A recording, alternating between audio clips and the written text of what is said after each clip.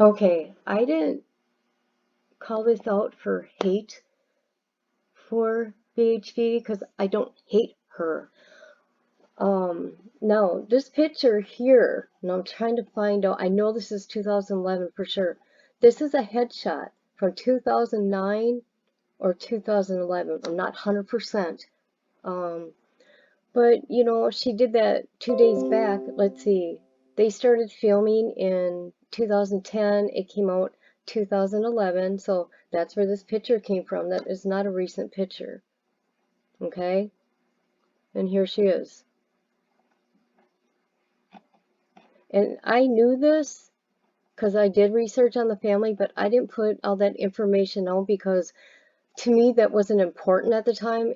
It was Bryan, because I don't want to see these people get hurt. How are they going to know he was going to turn out like that?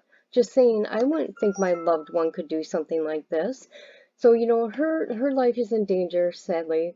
And then that lady, the crime scene lady, you know, people are going to think, okay, this is her, and I don't know, it's just dangerous. Somebody can get hurt.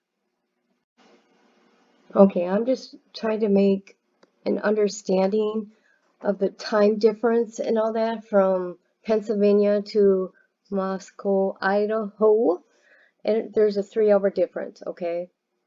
Pennsylvania is 3 hours ahead, okay? Brian's hearing was on the 3rd at 3:30 p.m., which makes it 12:30 p.m., okay, in Idaho. The crime scene people, they got there, I think, I think I got an article.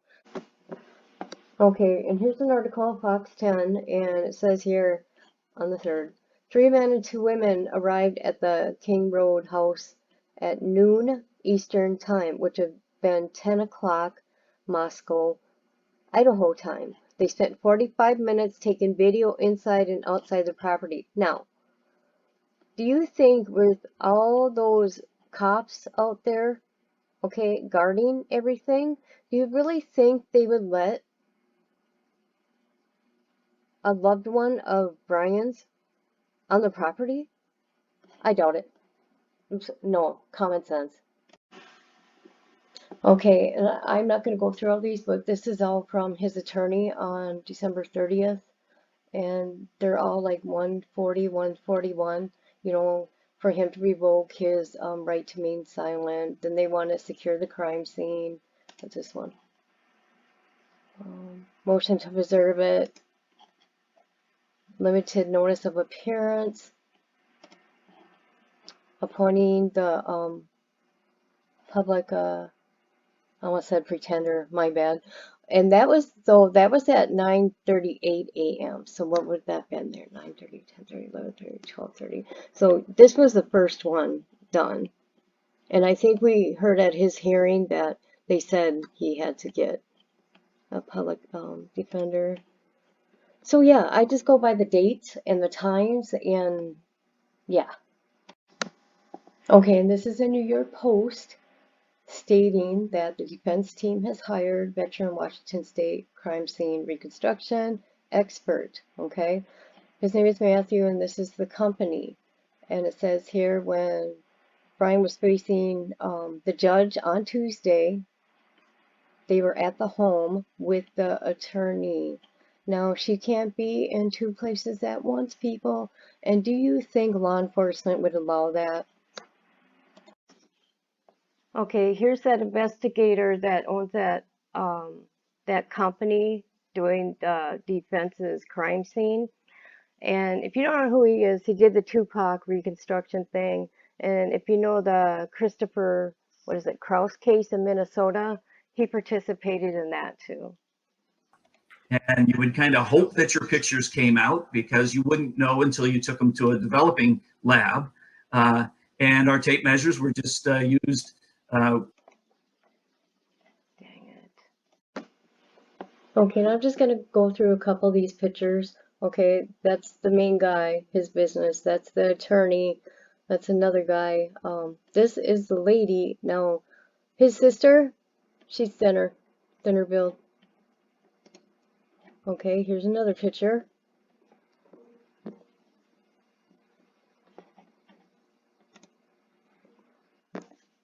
Here's another.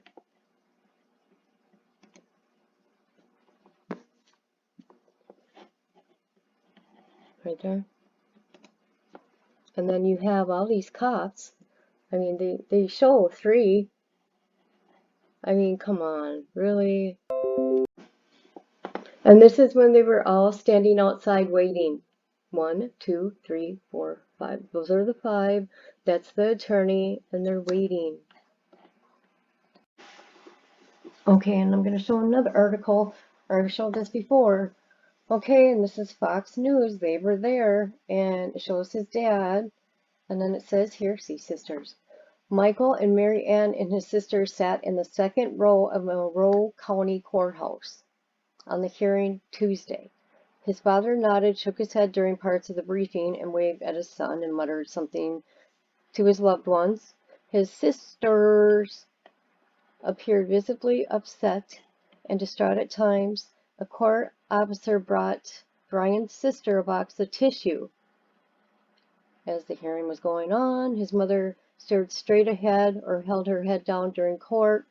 His parents covered their faces, hats, and their jackets as they exited the courthouse shortly after the hearing.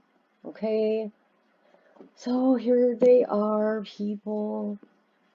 Can't believe this is still being talked about. I'm just feel doing the right thing with misinformation, and that lady is part of the crime scene lab. Okay, you could put her in danger because people are going to think, oh my God, that's her. Just saying. Here's another news station, and this is what it said. He made contact and nodded to his family seated in the front row of the courtroom behind the defense table. Mother and father sat on either side of his sisters, accompanied by the public defender's office. When they said that he was facing murder charges when he returns to Idaho, his mother collapsed into sister's arms. Okay. What else did it say? I don't know. What more proof can I give?